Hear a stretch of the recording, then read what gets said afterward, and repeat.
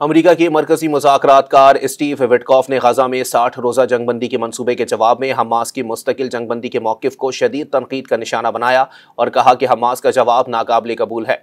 Don अखबार में शाया खबर रसा इदारे AFP की रिपोर्ट के मुताबिक हमास ने एक बयान में कहा था कि मुस्तकिल जंगबंदी और गजा से इसराइली फ़ौज का इनखला किया जाए। वो 10 जिंदा कैदियों को रिहा करेगी और 18 लाशें वापस करेगी और उसके बदले एक तयशुदा तादाद में फ़लस्तीनी कैदियों को रिहा किया जाए।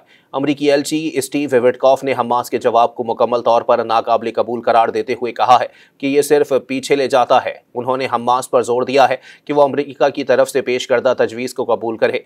उन्होंने सोशल मीडिया प्लेटफॉर्म एक्स पर एक पैगाम में कहा है कि यही वाहिद रास्ता है जिसके जरिए आने वाले दिनों में एक 7 रोज़ा जंगबंदी मुआहदे को हतमी शक्ल दे सकते हैं, जिसके तहत जिंदा मुग़वियों और जाँ बहक अफराद में से आधों को उनके ख़ानदानों के पास वापस लाया जा सके और फिर नेक नियति से मुस्तकिल जंगबंदी के लिए बामायने मुज़ाकरात कर सकते हैं। हमास के सियासी ब्यूरो के एक ज़राए ने कहा है कि ग्रुप ने विटकॉफ को एक मस्बत जवाब दिया है और इस पर जोर दिया है कि मुस्तकिल जंगबंदी और गजा से इसराइली फ़ौज का मुकम्मल इनखला यकीनी बनाया जाए। इसराइली वज़ीर आज़म बेंजामिन नेतन्याहू ने भी अमरीकी एलची स्टीव विटकॉफ के आर्जी जंगबंदी के मौक़िफ़ की तायद की और हमास की मुस्तकिल जंगबंदी की तजवीज़ को उसके इनकारी रवैये से चिमटा रहना करार दिया। हमास की जानिब से जारी बयान में कहना था कि उसकी तजवीज़ मुस्तकिल जंगबंदी, गजा की पट्टी से मुकम्मल इनखला और फ़लस्तीनी अवाम और ख़ानदानों के लिए इमदाद की फराहमी को यकीनी बनाने का मकसद रखती है।